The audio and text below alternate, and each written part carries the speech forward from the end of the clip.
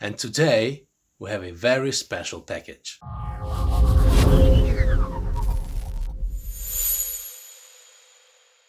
really sorry for the mess, guys, around. I'm moving to a new studio now, and in the process, just today I wanted to shoot this one because this one is really important. So, ACER X27 Predator series monitor. Why is this one important? This monitor is a refurbished. Officially, it's called ACER Recertified. It's actually purchased from this website you can see on the screen right now. They have something similar on Amazon. Not sure whether the supplier is the same, the price is the same, but I ordered it from the ACER Recertified because for some reason I think it's more reliable to order from the official reseller of the Recertified product. So let's hope the product is okay. It is a little bit risky because from some of the reviews I've read online, many people are very satisfied. They say that packages come like the products they buy are actually new. So there is nothing different from the new ones. But some of the reviews are not that optimistic. Some of them say that stuff comes like, broken. The packaging may not be the original one, and during the transportation, stuff may get broken. And besides that, usually what people say, some of the inspections made on the factory are not good enough, and stuff that may come to you may have some broken switches or some broken stuff inside. So there is a big risk when you buy something like this, and especially something like this because it's a big product, it's easy to break. And from what I can see now, the package, you see, it's wobbly. I'm not sure what is inside. Maybe there is some different package inside, but so far it is wobbly. So some concern on that side already. Speaking about the transportation, like I tracked this monitor and it came from Texas, almost from Mexico, like from the border of Mexico. It made 7 stops. It made 7 loading, unloading cycles. So people were loading and unloading this FedEx people. Probably you've seen how FedEx sometimes handles their parcels. I'm not saying all of them do like that, but you see this video, sometimes this stuff happens, and wouldn't be nice if it happened to you. There's always a chance that your package gets kicked and pushed and dropped. You want to make sure that everything that's in your package is not wobbly. And another risk, when you buy something recertified, the package is not original package. So the original packages, they actually sometimes have crash tests. So they are designed, engineered for the product to be intact inside. And when something is recertified, there is no guarantee because you never know how they pack it. So it's a good risk. It costs like 1700 and I paid for this 1200, so like 500 less. That's why I decided to take the risk. But anyway, even if it's broken, even if it turns out this risk was not worth it, but anyway, I make this video. So at least some people watch it and learn from it. Let's get to it, guys. Let's open this package and see what's inside. For this purpose, I will use my beloved Spyderco knife. You may see a review of this knife on my channel actually. So this is primarily the reason I bought this knife. It's small, can fit on a keyring, and this is what I use it for, to open boxes. By the way, I'm in Ukraine now, so this package traveled all the way from the United States to Ukraine by air and then by train, so it's a long way, and a big risk to buy something like this. Okay, what do we have inside? Well, it looks official, it looks nice so far. It wobbles, I don't like the wobble. Okay, some documents. Okay, we have some, I think looks like accessories to me. Yeah, some accessories. Let's look at it later. Monitor. You've got a plug. You've got some cables. That is good. It's nice to have cables because from what I've read, not always you get them. And the monitor. Yeah. This is a disaster, guys. This is a complete disaster. The way it's packed, you see some padding on the back, but look at the screen. It's so easy to damage it. And have been wobbling like this all the way. Not good. I will not be surprised if there is some internal damage there. Lots of broken pieces of the packaging. Everything is broken. I mean, it's not reliable, obviously. And I mean, it's a premium product. It costs quite a bit. With plastic. There is no visible damage on the screen. Unpacking failed. Before we run any basic tests and see whether it actually switches on, lots of dust, by the way, you see? These dust particles here, lots of dust came from the box. I want to do a physical inspection first to see how the transportation handled it. So, there are some scratches here. Scratches are okay for a refurbished product. I see something here. At least the buttons work, so that's good. I've read some reviews that buttons may not work. Okay, there's still some film here. It's a good sign. So probably it wasn't used for a very long time. By the way, it's very easy to use this handle. It's heavy as hell, but easy to use. Okay, I see some sensor here which is covered. This is good. Screen. There are a lot of dust particles on the screen, but I don't see any visible damage. No physical damage, at least. Well, dust is fixable. Color accuracy, oh, that's nice. By the way, that's the limited warranty of ACER Recertified product. Just some contacts, not much. 90-day warranty. Guys, and I have actually found one physical defect. So there is rubber here on the stand. There is 2 rubbers here, but there is no rubber here. And it doesn't mean much, but look what happens. See? But fortunately, I have found a solution. Earplugs.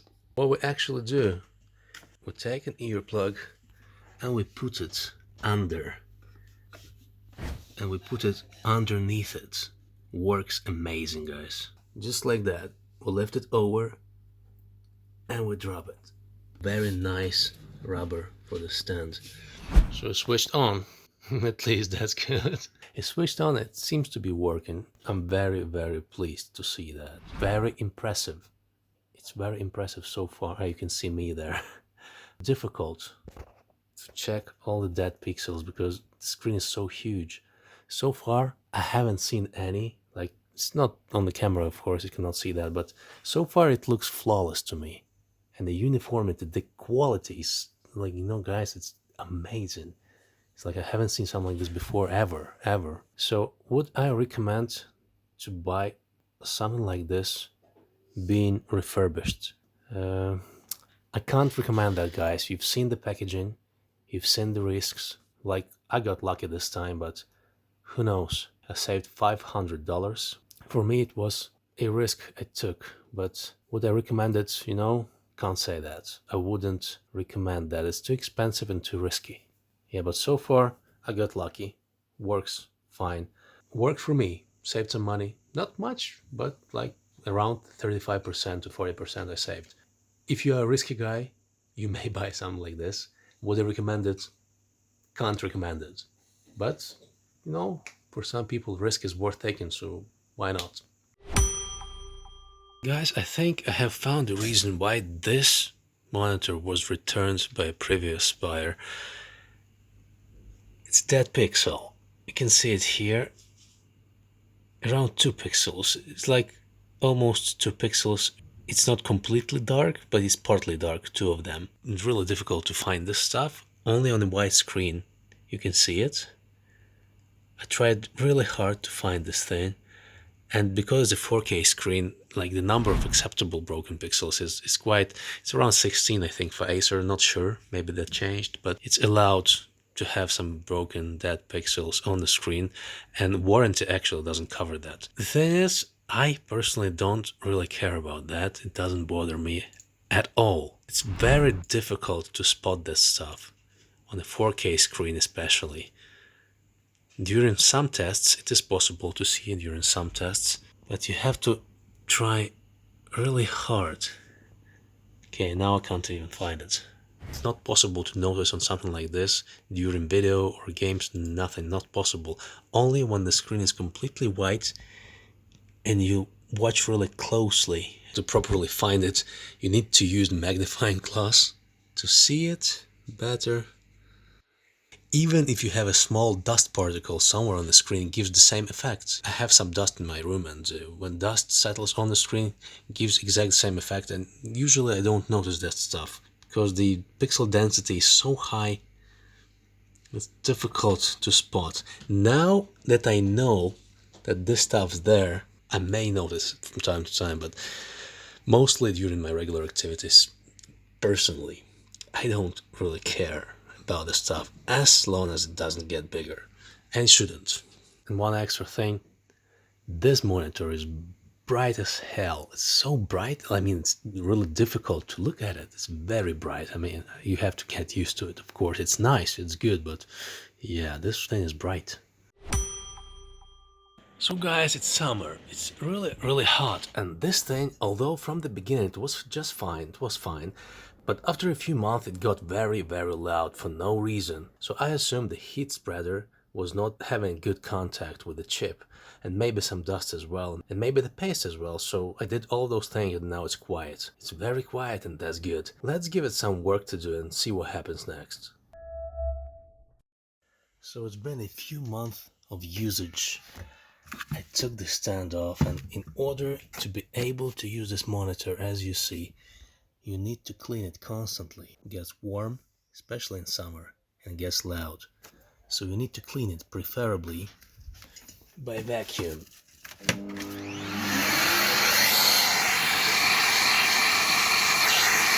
Hopefully I'll be able to replace this fan with something more efficient like Noctua. I'll see what I can do. Opening this lid is so difficult. I mean, there's no screws, nothing. I have to use my credit card, like this card I haven't. This is insane. I'm struggling with it like 30 minutes already, and I only done one part, so insanely difficult. I don't know why. I managed that, and it opened with a crack, as if I broken this in half. That is what we have. I plan to repaste it. I'll use some thermal grizzly. I'm sure the one they use, the thermal paste, is no good. It's never good on ACERs. So guys, I don't recommend you do the same thing, because this is quite, not that easy. You need to have some skills to disassemble it properly. But that's possible, totally possible. You want to see the fun part? That's how NVIDIA G-Sync module looks like. Yeah, that's where it is. And now the best thing, guys. Look at this. It's bad. I mean, it could be worse. At least it's still kind of liquid, kind of viscous, but yeah, it's not the best thermal paste application I've seen. So I cleaned the heatsink, and the heatsink itself, well, it's nothing fancy, it's not good. Looks like aluminium, and it's painted. So let's apply a thermal paste. What's gonna be? Cryonaut or Conductonaut? I think Cryonaut, of course. Conductonaut is not a good choice for this one.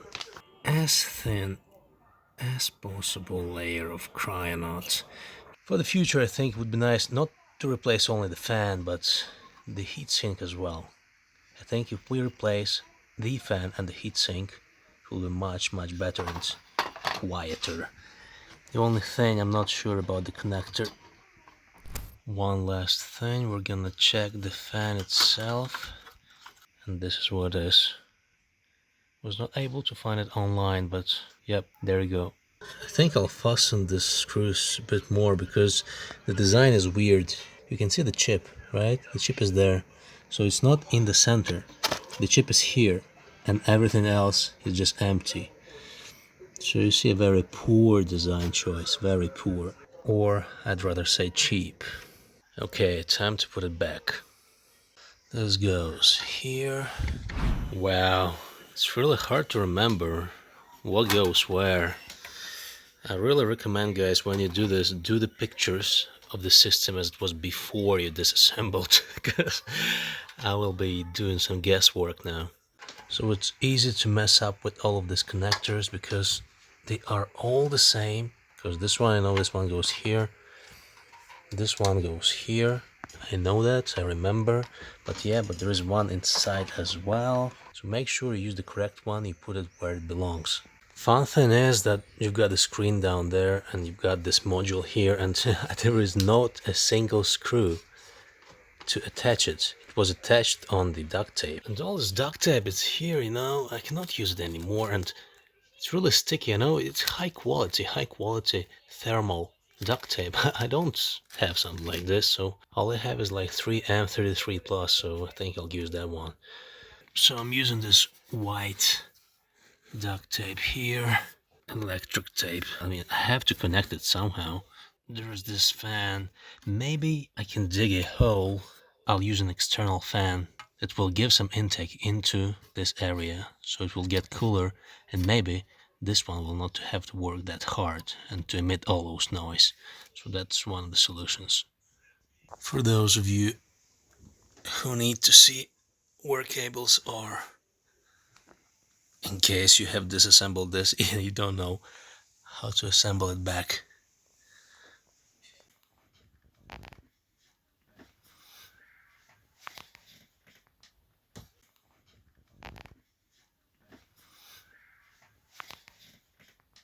And the final step, we need to close this thing. And so you know what to expect while I was opening it. You see what happens? It will be very difficult to sell it. Maybe that's just me, but yeah, it was so hard to open this. I used lots of tools, and yeah, it doesn't look pretty now. You will not be seeing this when it's on the table, but when somebody wants to buy it from you, yeah, that's not a good thing to have. The final step, we need to close this thing on top, and as you see, there's not much space there to put an additional fan. And yep, we've also got this plastic, not really needed, but you may put it there if you want. Got two sides to that. Okay, it looks really nice so far, so it's dead silent. I hope it stays that way. I'll test it with some high refresh gaming, we'll see how it works, and some HDR as well.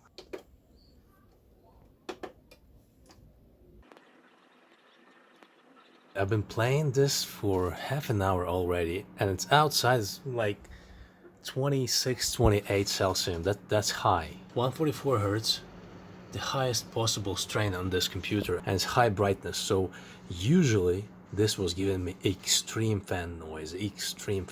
Right now it's barely, I can barely hear it. I mean, I know it's there, but I can hear something, but it's so much better, guys. This mod I did not actually expect that. I did this just for fun. I mean, I was coping with that sound, with that noise. I thought it was normal. It looks like not. It looks like they come from the factory in a very, very bad state, and you have to tweak them to be able to use this monitor. That's a shame, but that's the way it is.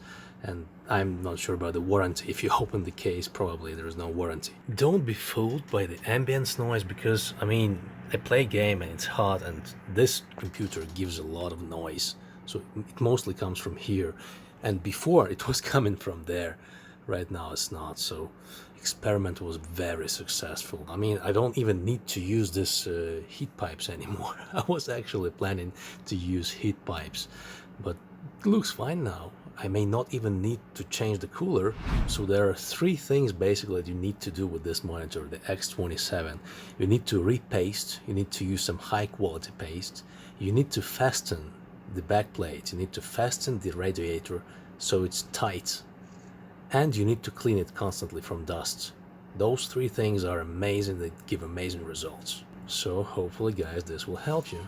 I'll play a little bit more, I think. Why not? And you can actually watch my streams as well. I have a separate channel with the video streams I do, just for fun.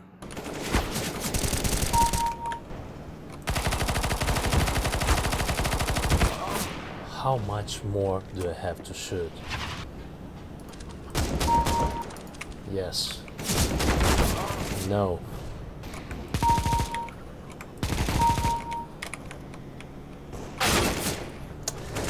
Was a good start. Yes. It's a machine gun, baby. Hi guys, it has been around 4 to 5 months since I shot last footage, and the monitor collected a little bit of dust, and what I noticed month after month, the sound levels, they actually rise. So I found this amazing way to check for the temperature. It's not that obvious. Like I found one forum, and I'll show you what I found. So I found this forum, lots of information on this monitor, and there was a picture here.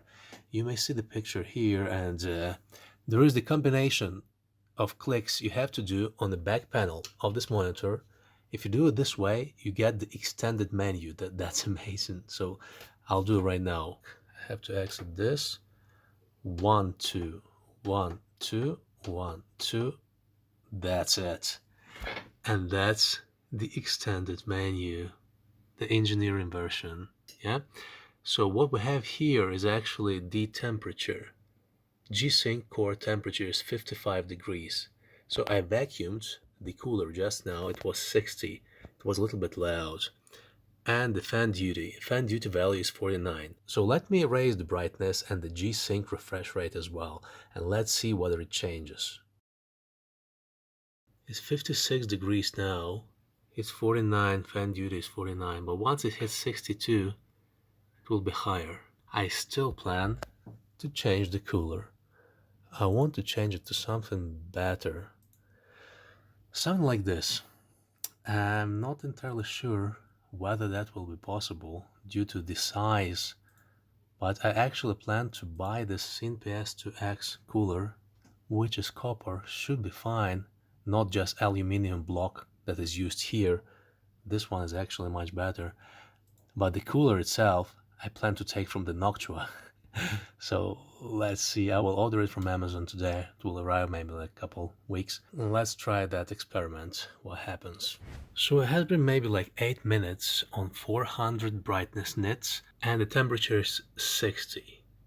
The fan duty is 49, automatic fan on, smart fan they call it. Interesting, 49 is inaudible, you cannot hear it. It's there, but you cannot hear it. And the RPM is 1700. The thing is, I cleaned the heatsink. There was not much dust, but I removed some dust from there, and that seems to be enough because it's 60 after 8 minutes of 400 nits on 144 Hz. Before that, it was giving me noise like maybe 1 minute. Temperature was going to 66, 67. Right now it's 60. So it seems it's fine now. I don't even to replace the cooler. I will still replace it because I want to check the temperature. So we see under amazing circumstances, everything is clean. It's 60. The room temperature is around 21, 22 right now. Or maybe I can replace the fan only if the heatsink is not possible, because it's a gamble. You never know. Like that heatsink is completely different thing. So we'll see. But seems like vacuuming actually helped. I did not expect that because there was not much dust. And the reason I'm doing this is I have two microphones here, right? I have one microphone, the other one, and they are close to the monitor. So this noise is not a problem for me. However, it is a problem for my mics. That's the reason I'm doing this extra mile here. Let me show you what it actually sounded like. Like right now, I don't think you can hear anything. It's just some wishing noises, but let me put it manually to 75. Can you hear it? I definitely can. So 75 was like normal. And this is 100. So once again, 100. We'll lower it to 80. It's so hard with this joystick. 80. Still audible. Okay, 57, let it be silent. That is silent. I hear like a little bit of noise, but 35, dead silent. 35 gives us 1200 RPMs. 0 still gives us 1200 RPMs. So this is the lowest possible 1200, and it's always on, which is annoying. It's always on. Let's raise it to 50%. It goes to 1700, which is very, very quiet. However, 75 all of a sudden is noisy, 2500 RPM, and 100 is very noisy, 3200 RPM. This is annoying. This is very noisy. So this was constantly on like 100% when I used something like not even HDR. When I switched on my 144 Hz, it was constantly raising to 100 all the time. I vacuumed it a little bit, now it's fine. Still, I will do the replacement, at least I'll try. So yeah, let's wrap for today. Our monitor, you see how dusty everything is? It's noisy again. It's noisy again, only in a few months. So now we're about to replace that fan, or at least try to.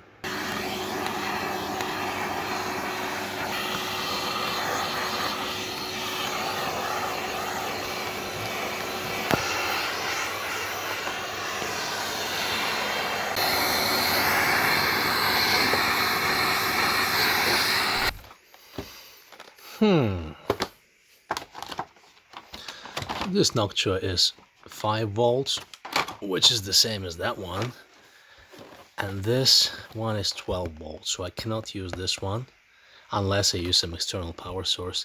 And I doubt any of this will work because the sizing is completely different. I don't think I will be able to fit those inside, but even if I don't, I'll try it. I just want to try it, and even if I don't, I'll clean this one, so that should be enough for summer. Usually it's enough for 3 to 4 months before it starts buzzing again, before it becomes noisy. This is already my 3rd time cleaning it.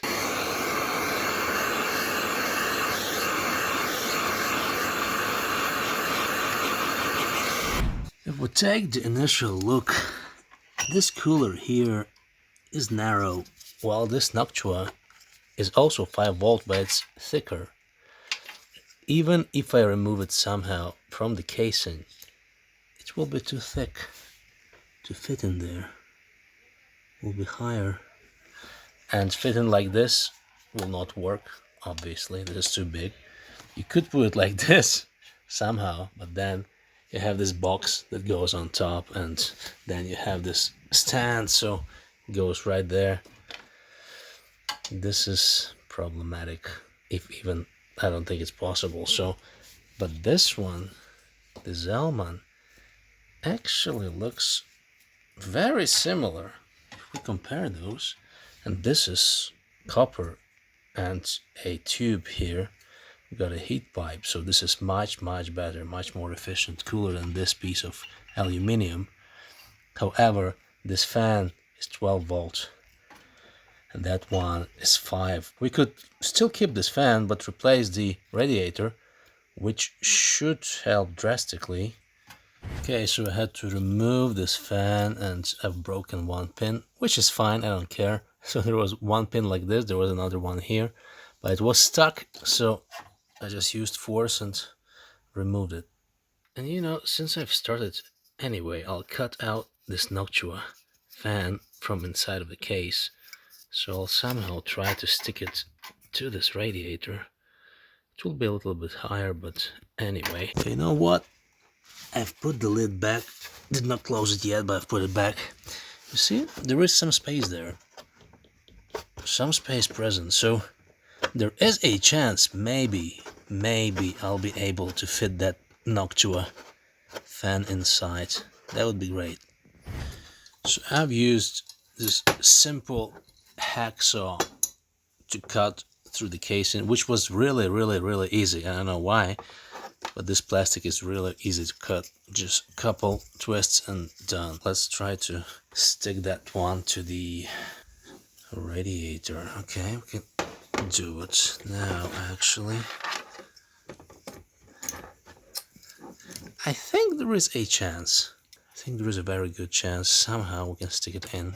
It's a little bit taller, yeah, but that may still work. The problem is to center it. If you don't center it, it can touch the sides of the cooler. It will make a noise. I have found some rubber, so maybe it will work like this without any glue. Or maybe I just remove some of this Noctua dampers. Actually, I've done one already. So I've cut it, removed this piece.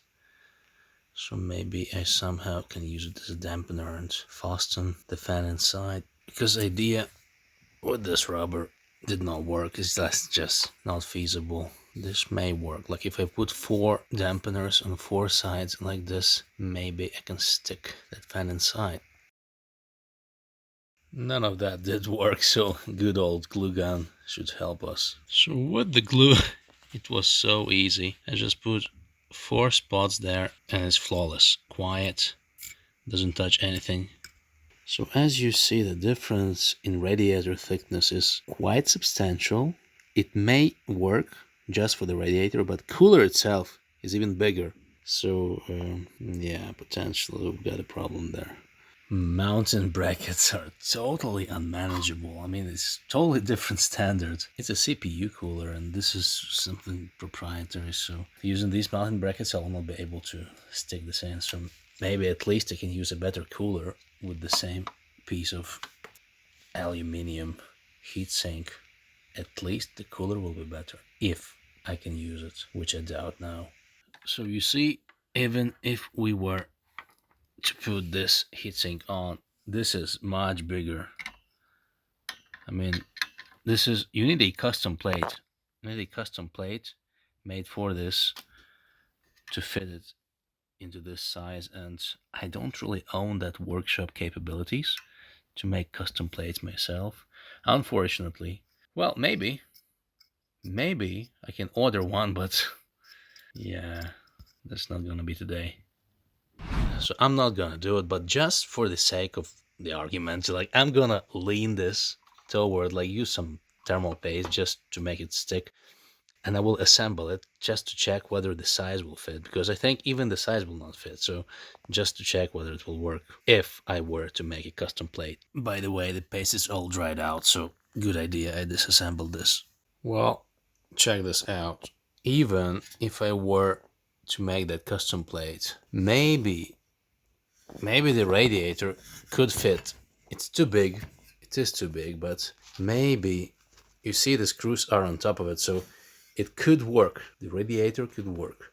But with this fan, no way. Radiator plus fan, as expected, is too much. This is too big.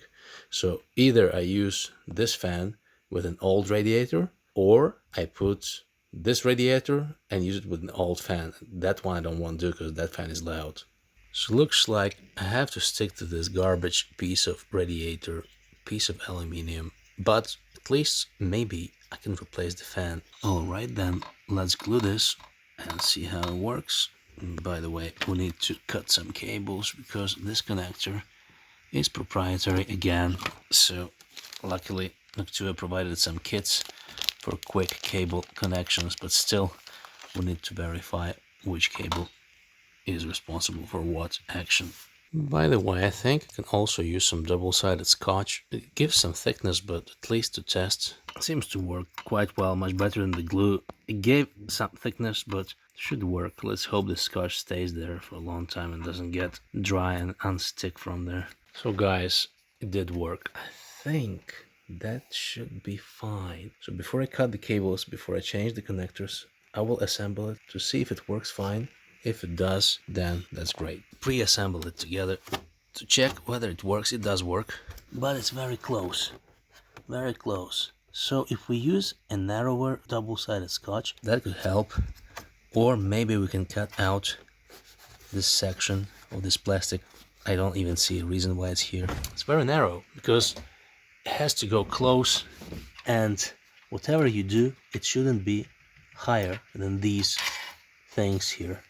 What are they called? Stubs? Not sure. So whatever you do has to be lower than these. And this one is almost the same. So if I used this radiator, which is higher, certainly wouldn't work, even I think if I used lower cooler. So unless you do some grinding, you grind this down, but then it will not be as effective as a radiator anymore. So yeah.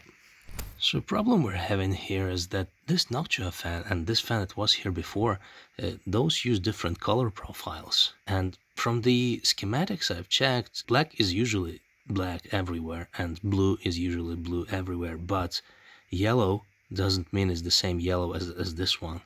So this yellow may actually connect to the red on the other side, but I'm not even sure about that, so I guess I'll need to test at least black is black, blue is blue, and other two options. You only got two choices, vice versa, try them and whichever works, so hopefully it works.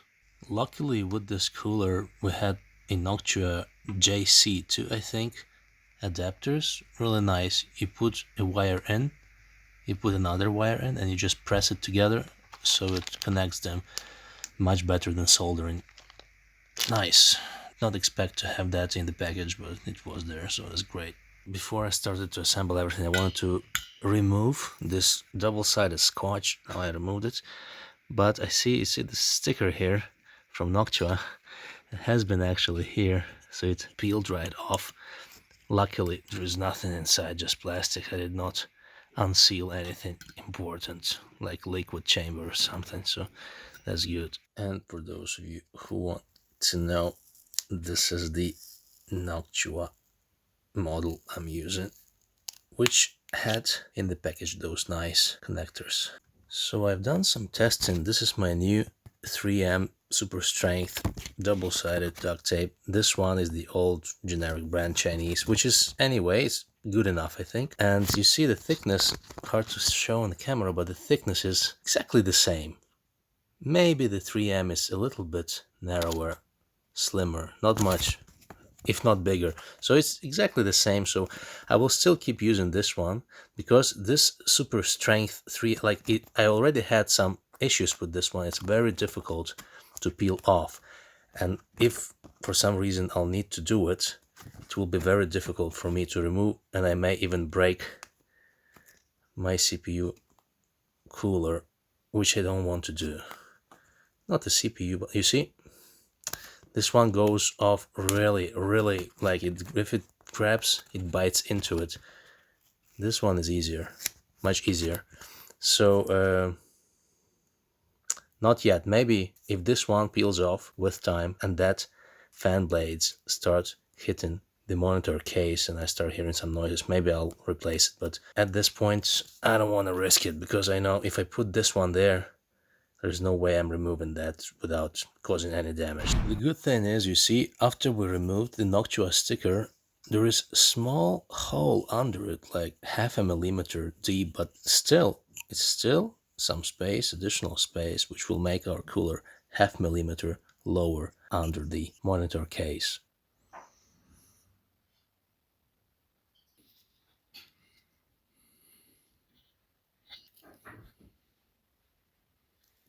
An interesting thing about this Noctua JC2 adapters, they take quite a lot of wire.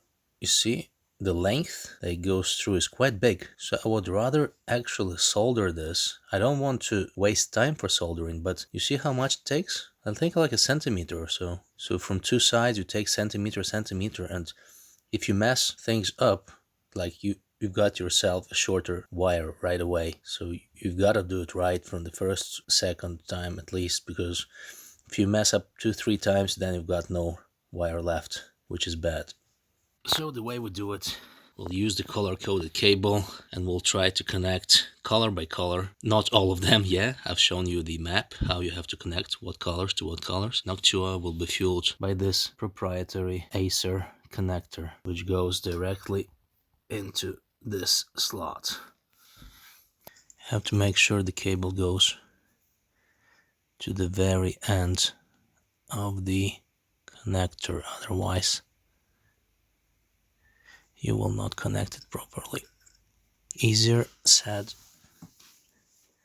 than done.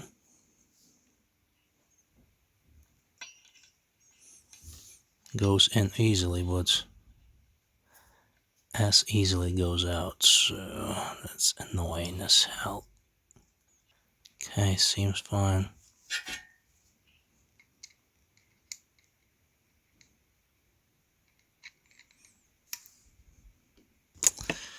God. It's very difficult. Pressed it. Apparently not enough. Went out. Press it again. Click. Clicked. That's what they promised it will click. I checked the manuals, as you see. It pierced the cable right through. Yeah, nice connector. Nice and well, not easy, definitely not easy, but easier than soldering, so that's nice. Let's continue with all the others. Nice. So all of our cables pierced. It looks weird, guys. I mean, yeah, it is easy to do like without soldering. Like, this is the connector, this is the Noctua fan, but check this out. I mean, looks weird, and then still you have to find place where to keep it, because you know there's not much space inside of the box, so you need to think twice before you twist the cable and in what way you do it. Half assembled. This nasty cable is here. You need to make sure that cable goes deep in, otherwise it will be touching the fan. But so far I'm very pleased with what I see here. Quite deep, almost as deep as the original one, so it will definitely not touch the outer shell. These things are tolerant. That should work. As the final countdown, like, we've got to connect everything. And you know, when you do something like this, there's always a fear it will not work in the end, or it will not even switch on. So yeah, there's always this fear when I'm doing something like this. Let's hope it does work this time. All right, the time has come. Awesome. Yes. No signal. Exactly, no signal, because there's no cable, but check this out. Beautiful. This is beautiful. Completely quiet, like zero noise. Yes, it is not hot, so the speed is not high. We'll connect the cable, we'll raise up the speed, check how it works, but so far it's just gorgeous. And by the way, small touch, this goes here. There is a hole there for air intake. I plan to cover it because I'm tired to disassemble this every time. So some dust filter there. And speaking about this stand, you see this hole here. So it goes directly to here, and the air intake goes through this hole only. So this is not used for the intake because it gets covered. And even this hole, look how small it is. Even this was closed by a plastic piece here. Half of it was closed, so I had to grind the plastic down. So I don't know why they did it, but the intake was so small already. Speaking about this filter, I think tight female stockings will work just fine. And that's the way it looks. I know it will block some air, but I'm so tired to disassemble this thing every time, so at least this should help. Now we have a better fan, so this fan should blow much more air in. The moment of truth. Let's switch our system on and check the results. Okay. Switch on, display port. No signal. That's no good. Maybe we have... Oh no, there is a signal. That is nice. Great. Okay, let's change the speed of the fan and see how it works. To make things worse right away, I'll change the display to 144. Usually 144 is difficult for this display to handle. It produces a lot of heat. I will also increase the brightness. It's already high. 400. So far quiet. Okay, let's change the speed. Alright guys, so here's what it is. I switched on the system. I've put my G-Sync to 144 and the brightness to 400. 400 is a lot, like 500 is max for this display before the HDR kicks in. HDR is around 800, but 400 is still much. So the temperature of my G-Sync module was going nuts. It was going to 75, 80 degrees, you know, and there's this auto fan, smart fan feature, so it raised the fan to 100, though I did not see any change in noise, so I'm not sure if even if it worked. Maybe my wires are incorrect or something, so I had to switch off the system and to see what's happening. I don't know, maybe that's because of my dust filter, who knows. Right now the brightness is low, the temperature of the module is, come on, focus. I need a new camera. Yeah, it's 49, it's fine. Let's check the sound. I cannot hear anything. Okay, so let's raise the fan duty to 100, yeah? Why not? 99, that's the max. Let's hear it. Definitely audible, but definitely not as loud as that previous fan. Like much quieter, and not only much quieter, it's softer. The sound is softer. These Noctua fans, because they have this fluid dynamic bearing inside, the sound is soft and nice. While this fan that was used here, which is chiefly something, yeah, it's a typical bearing, sleeve bearing, very loud. It is effective, it works, but it's loud. So, you know, actually it's quite heavy, so I think the quality shouldn't be that bad, but it's still a sleeve bearing fan, so yeah, it's just as much as you can get out of it. Noctua is softer, nicer, but I'm not sure if it's capable for some reason. I don't know. At least the PWM works, so that's great. Right now it works because I removed the stand, but I need the stand, and stand does cover quite a bit of the air, so maybe that's the reason. I think I know what happened. I attached the stand, I increased the fan duty to 100. I did not hear anything at all, and the temperature is 63 already. I think when you attach the stand, it presses onto the frame, and that frame presses onto the cooler, which is very close already. And looks like all of that situation blocks the cooler, so maybe it presses onto the cooler, so it stops. I do not hear it. Yeah, I think it worked in general, but it pressed onto the cooler, so maybe if I remove that plastic, maybe it will work, who knows. You see? It works, but this is all plastic, and if you press it lightly, it doesn't go. It touches. So, well, I'll cut it out. First, before I do so, I'll check whether that is possible. Maybe there is a reason for this thing here, I don't know, for integrity.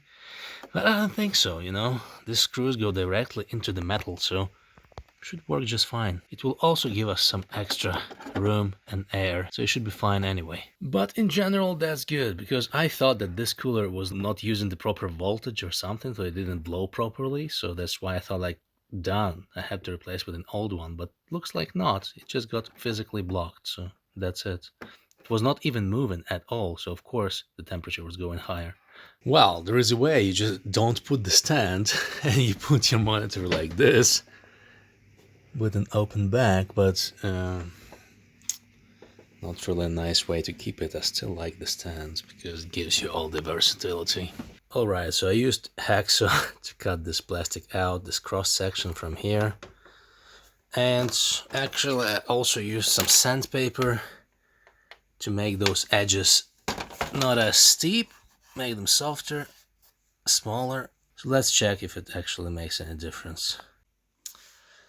So it seems to have somewhat worked, but you see, if I press it really hard, there still are a couple places where it gets stuck, so I need to track those. But you know what? I actually used those screws around to simulate the stand, and actually it works. So those went through very stiff, but it still works. I don't know, maybe if I put the stand it will give some extra pressure, maybe. But the pressure is on this spots, those tension points, and it seems not to affect this specifically. I think I'll still use a little bit of sandpaper just to stay safe, but I think it may already work. Alright, so good news actually, guys. So you see my marker here? So I marked those places where there is a potential for the cooler to touch the plastic. So I sandpapered everything from the inside, so the plastic became much thinner than it used to be on the edges. And now, no matter how hard I press really hard, it doesn't stop. Really, really hard. I don't even think this was needed, because the stand puts pressure here, not exactly here, but still, to be safe, I think there is no way right now that this wouldn't work. This has to work. No other way. Okay, let's test it. I really hope it works. I mean, if it doesn't work, then I don't know what to do. I think I hear it. Very quiet though, but at least it means that it's moving, so that's something. Let's increase. Gorgeous. Hallelujah. Finally. See, it's 199. I think it did touch something, but now... Beautiful. You can hear the sound? So it works. It blows. Quiet. Well, this is not quiet, this is 100%, but much quieter than it used to be with that old fan. I think I forgot to mention that I actually used this female tights as a filter, so this... Oh, come on. I think it is there. Yep. Touches my finger, the cooler. Can you hear that? Yep, it's there. Goes directly through the filter, so this should work. This should work. Worked every single time with my PC, so it should work here. So at least if you put some dust filter here, works fine, and the temperature is fine as well, which is 50 right now, which is normal for this type of G-Sync module. So okay, can you hear that? Yeah, so using double-sided scotch is not the best idea, so it has been 2 days. Yeah. You see it goes, so it unsticks. So it went off quite easily. You see, this radiator is hot right now, and because of that, this thing went off pretty easily. So yeah, I'll need to think really hard what will replace this, because even the glue under the temperature will become soft, so it may not work. So far I'll just use this 3M Super Strength, a different type of scotch, stronger. Maybe it works, we'll see. If it doesn't, then we'll just have to keep experimenting, use some glue, or maybe I'll put some kind of bridge here to use those screw holes, because those screw holes were made for a different cooler. It was previously here. I can't really use them with this, but maybe I can put some platform here, you know, that will keep it in place. So far, let's just try this one and see if it works. Okay, so it has been 1 week already, and for the previous tape, it took only 1 day to peel off. For this tape, which is the VHB, 3M VHB, very high bond tape, seems to work perfectly well. So it's been 1 week, it works, so I think that's the one, so it should be fine. Link in the description, of course. This is a specific specialty tape that you won't find easily. Finally, we have done this. Finally, like, how much time spent, how much work? $2,000. I paid for this monitor a lot of money. You pay for a monitor a lot of money, and then you have to face this very strange things you have to do to make it actually work properly. Would I still buy this one? Yes, because I like to do those things, but most people, they don't want to mess with this, right? So if I have a choice to buy a G-Sync monitor with an active cooling or a FreeSync monitor, I would definitely go with a FreeSync that has no cooler every time. And actually, I do own a FreeSync monitor. I'll make a review of that one, like this ultra-wide LG 950 something.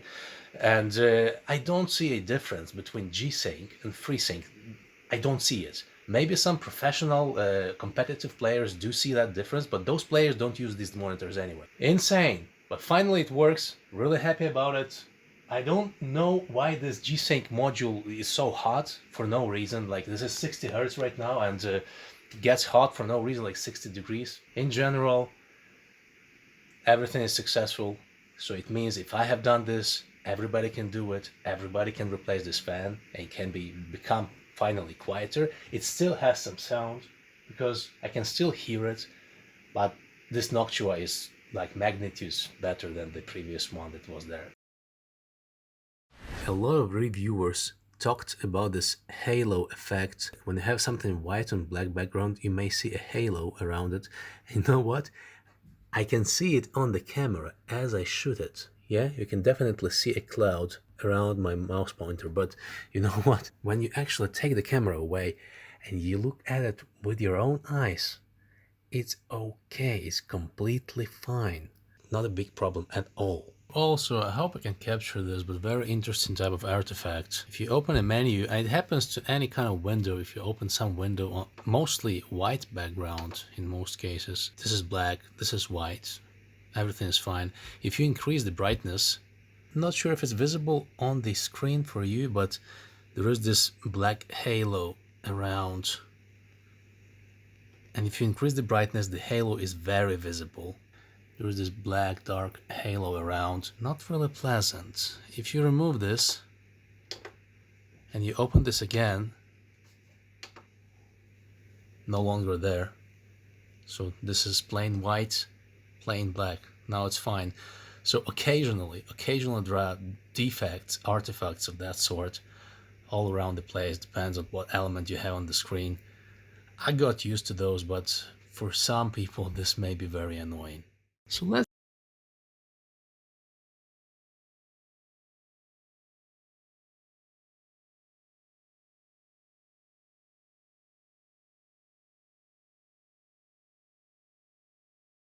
and you've got here some system defined.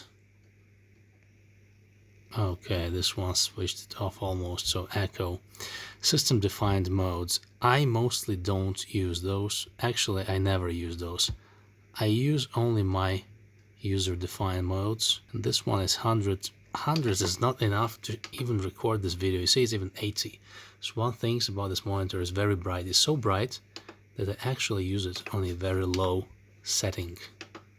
So let's make it a little bit higher just for the purpose of this video.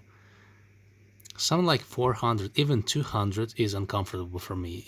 It's that bright. But 400, that's HDR. So for games, sometimes yes. For movies, why not? But for internet, no, it will burn your eyes out. So for something like internet, I use 80.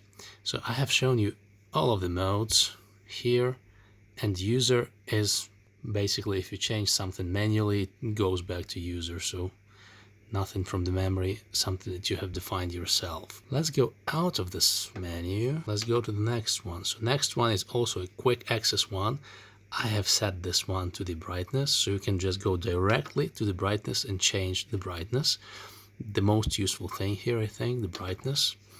Next, you've got a quick access input. If you want to switch between, let's say, DisplayPort and HDMI, you've got that quick access. And on the bottom, if you click this one, and the buttons on the side of the panel represent those positions where you need to put them on the screen. So menu, the very bottom, opens us the extended menu of this monitor. So the picture, if you select the picture, you've got the brightness again, the very same brightness you used previously on the quick access menu. Contrast, blue light, don't really use this one. If you switch this on, everything becomes yellow, which I don't personally like. Dark boost, don't like this one. If you switch this on, got a couple of levels. Basically, it shows off the blacks. If you've got something very dark in the game, like for games, it may be useful for competitive, but not that if you will use this monitor for competitive anyway. Basically, what it does, it shows dark areas visible, and which makes dark not really dark, which is pointless for me. I like darks the way they are, and this monitor actually represents darks very good in off mode, so very deep blacks as they should be. I don't need to make them whiter, and this dark boost is exactly what it does, makes them brighter. So backlit response, I always put it on the gaming, maybe desktop, maybe hybrid. Need actually to test this one, eh? So it took me quite a while to remember what this backlight response actually does. I always keep it on the gaming because, as far as I remember, this was the one I set in the beginning, which was the best one, and it is the best one because when you set it to the desktop, you see, terrible. It's like this backlight response is so wide, it's everywhere. You can see this trail everywhere. It's like on a black background, it's very visible. It's not as bad in reality as it is on the camera, but it's still bad. So if you move it to the gaming, the way I use it, it becomes much more responsive, much more sharp, not as visible, not as intrusive, does not cover that huge area as it did before. So you can still see a little bit of halo, but it's not as bad. And if you move it to the hybrid, hybrid is, as it says, a hybrid between those two, which is also sharp, but in some cases when you've got a lot of things happening on the screen, it may switch to the desktop, which I don't like. So I keep it on the gaming at all times. Worked fine for me so far. SDR variable backlight. So if you change it to the off, you've got all screen lit without the variable backlight. It will be easier seen like this. The screen is lit completely.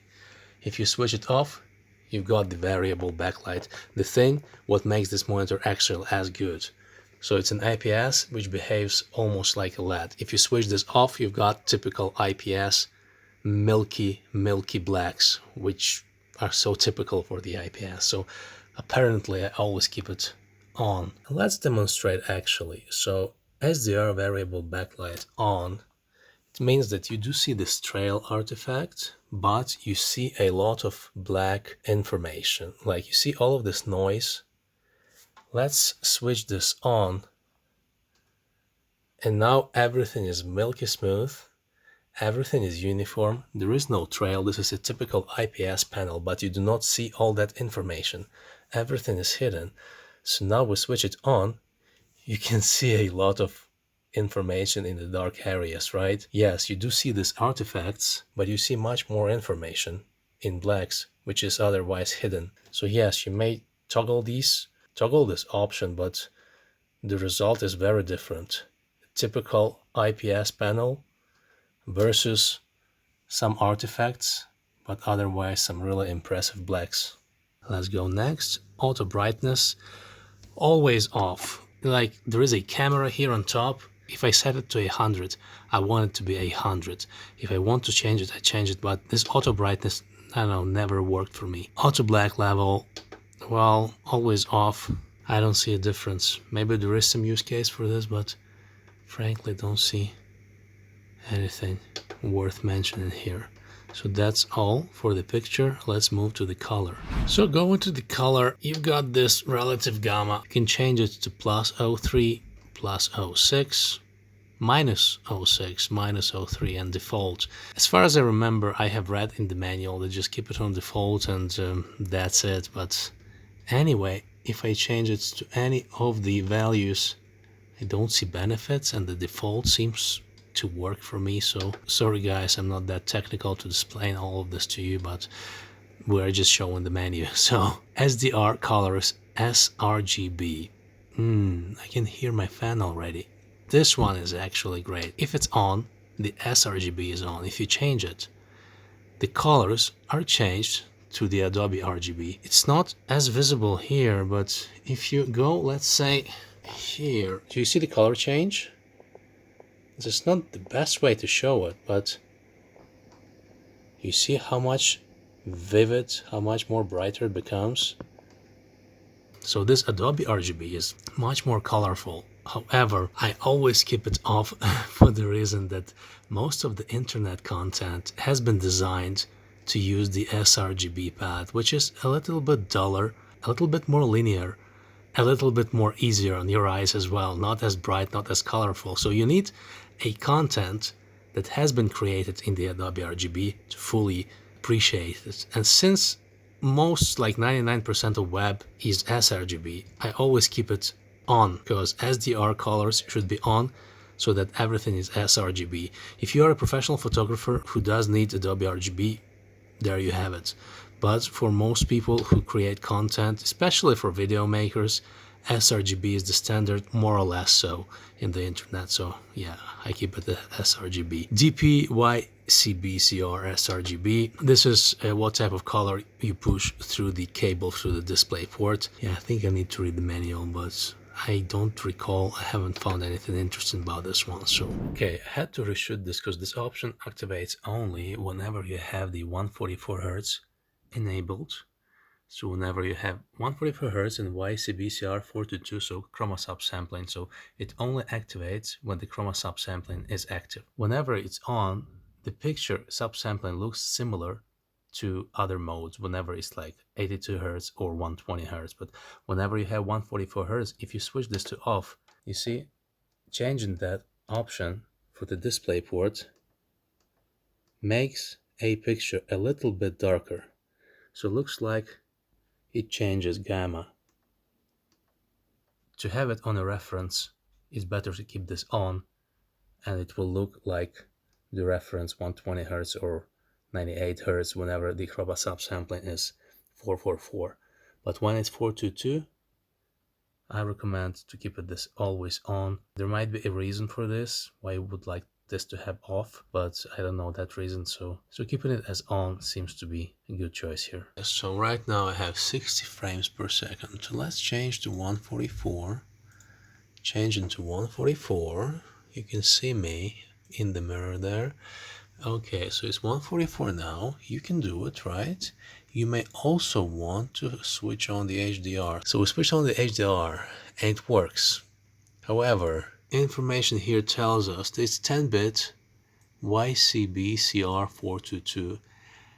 So it means that the color got deteriorated because HDR and 144 Hz currently are not supported by the HDMI standard 2.0. You need 2.1 for that, so 2.0 is not supported. The thing is, if we lower this setting to 120 Hz, this is still not enough. The HDR is on, however, it's 8-bit with dithering. So it's not like clean 8-bit. Clean is one quality and with dithering is better. It's still not HDR, like full HDR color, but it's better. So to get the full color depth, we need to go 98 frames. And now it's true 10-bit 98 frames per second. So this is the cleanest color quality you get. You may only get it with 98 frames per second. If you have something very beautiful and the frame rate is not that important to you, like a beautiful game, I don't know, like a Tomb Raider maybe, yeah, you may take something like 98 frames and full color. But really the difference is, I want to say negligible, but I do see it, especially when you look through the letters, through the numbers. It's very subtle. However, you may notice it if you really want to. But I wouldn't say it's not a big problem actually, so yeah, but generally pay attention to that. Color temperature can be warm, can be normal, can be cool. Hard to say, guys. I haven't calibrated this monitor. I typically use all the middle 50-50-50. I do appreciate a little bit warmer tone. It's easier for my eyes for some reason. I don't really like something cool. Blue light means that everything becomes yellow, so yeah. But user, warm, normal, which is kind of cool to me, but feels natural as well. Cool, which is way too cool. Blue light, which is yellow. User, and well, I keep it on the warm, but may depend on you. And if you do some color critical work, you definitely need to calibrate it anyway. Alright guys, I'll do it handheld now. For some reason, my OSD has moved to this side of the screen and I don't really know how this happened, so I cannot put it back to the bottom. To do it I need to reset, but by resetting I will destroy all of my profiles, which I don't want to do, so I'll just continue this handheld. We don't have that much manual left. That's a very weird situation. So audio, that's the audio, nothing special. Gaming, and the gaming has overdrive. Overdrive is set to normal for the reason that if you set it to off, you do see a little bit of trail. Everything is clean, but when you have some movement on the screen, you do see a little bit of trail. The normal seems to work for me just fine. Less trail. Extreme does introduce actually some artifacts. Not something very strange, but you do see them. So normal seems to work for me the best. And it's mostly about the response, how the screen responds to the movements, fast movements. Overclock. This one is straight up weird. So it means that you can set your refresh rate to 144 Hz. If you have it off, you cannot set the refresh rate to 144. For some reason, like, you cannot just set it to 144 and to have this mythical overclock to be applied automatically, yeah? So you need to switch this on, then it opens this feature. If you have it off, the maximum you have is 120. So I don't know what the reason is. It's always on, so I always have this feature, and in Windows I can change the refresh rate. So worked for me, doesn't seem to change the quality of the display, so it has been a couple of years already, it works fine, so it's always on.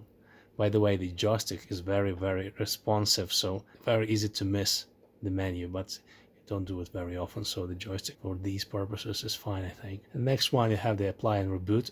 Yeah, if you change the overclock, you have to apply and reboot, and this monitor restarts, takes like 20 seconds. And then you've got the aim point. This is nice for maybe CSGO. If you have a weapon that doesn't have a crosshair in the game, you may do it on your own, and you will see this icon in the middle of the screen. That's nice. I remember back in the day we used chewing gum for that, so we just stick a piece of chewing gum onto the screen. Works exactly the same way.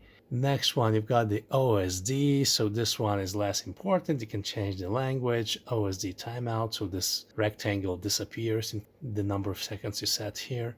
Then you've got the transparency of this rectangle, and then you've got the refresh rate number. This is very nice. You can change this to on, so you will always see the refresh rate number. You see, 98.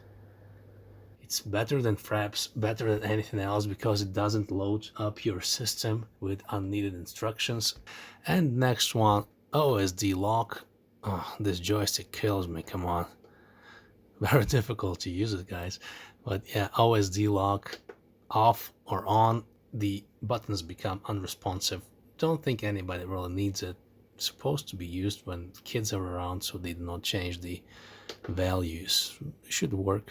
To switch it off, if it's on, you need to hold joystick down for like 10 seconds, then it makes automatically off. Next, and almost the last one, input. You may change the display port or the HDMI. Ambient light, so we've got two types of ambient light here. First type is under the monitor, the other one is behind the monitor. I always keep it off. I don't like the ambient light on this monitor. Seems cheap to me. Don't really like it, so you can change the colors, change the way it behaves, but I personally don't like it. So after the ambient light, you've got the hotkey assignment. You may change the hotkey, so this quick access menu, you may actually change what goes into it. So you've got two keys. One I've set to change the modes, so you can select the picture mode, like instant 500 nits or instant 200 nits. The other one is brightness, so I open this one to change the brightness on the go if I need to. Besides those, it can be contrast, blue light, volume, overdrive, relative gamma, and that's it, nothing else. Going back, we've got the wide mode. For me, it's 1:1 always, and this is sometimes useful if you need to play some old games that have some weird aspect ratio. You may change this one to be something different. Deep sleep. What is this? DisplayPort or HDMI deep sleep? Off, on. I don't think I ever used this one. Okay, I'm back. I've done some research about this deep sleep thing, and it's on for me. Has always been on. But what it says actually on the internet, like, the monitor will switch off if not used. There were times that I haven't used this monitor for maybe like 5 to 6 hours. It never switched off. So either this is something I don't understand, or this deep sleep doesn't work, and I don't actually want it to work. I don't want my monitor to switch off involuntarily when I don't actually need that. So let's keep it off, though I don't see it even works. Quick start mode, it's always on. I haven't tested it personally, it has been on, switched off, worked fine for me, and maybe if I switch it off it will be turning on for a longer time, maybe. Quick detour, let me show you how it looks without the quick start. So switch it off, switching this on, you wait, you see a Predator logo, G-Sync logo. Takes like 7 seconds and then it switches on. So let's try the other way around. Go into the menu, quick start mode, on. Let's check it now, switch it off, switching this on. Much faster, like about 3 seconds. So obviously I always keep it on. There is no need to see the logo every time. And the last one, save settings too. Basically the way it works, you've got 3 presets here and you may do some modifications to any of the settings and then you may set it into a preset, which is very useful. I really like this one because I usually use those presets, one for gaming, one for internet, and one for super gaming. I call it 500 nits, very bright. So yeah, there you go guys. It was the menu of the ACER X27. And of course, the other day I switched on my monitor and the menu is on the bottom right corner. So I don't know what causes this menu to jump around places. There is no setting for it. And I switch it off, turn it on the other day and the menu is here. So definitely some glitch, what it looks like to me. So a couple of conclusions. What are the pros of ACER X27? High pixel density. This makes a big difference. The screen is 27-inch. It's not as big as 32, so many people would like a bigger screen, but because of that, you've got a great pixel density, which makes all the images look very crisp and you can't really see individual pixels because the density is so high. 144 Hz.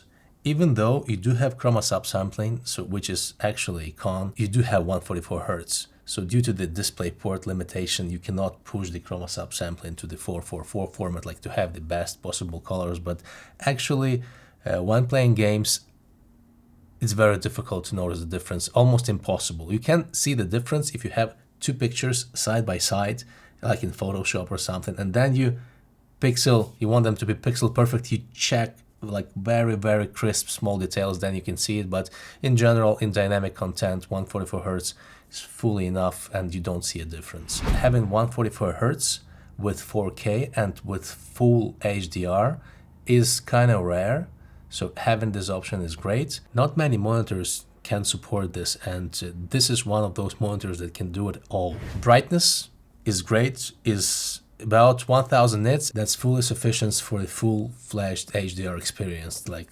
basic what you need, because all those HDR 600 certified displays, they do not provide this kind of experience. I do own an LG 950B and it's like 600 certified. It's not nearly as good. That is not HDR. Like, that's something that resembles HDR, but you do need something like this monitor to fully appreciate the experience the way it should be. Like, you have this fully immersive experience with all the depth of the picture. It's like, the difference is like when you're playing HDR 1000, it feels like you are in the scene, inside of it. But with lower grades of HDR, it just feels like you see a screen and you're watching onto a screen, like it does not give this distinct experience. High color accuracy. So this monitor is claimed to be validated by Pantone.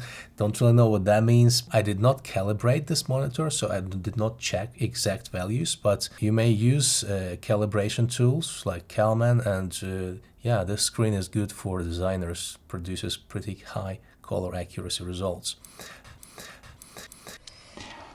This may be not the best monitor for designers, but it gives you the advantage of having an ability to work with color as opposed to some, let's say, what are those panels the Samsung produces?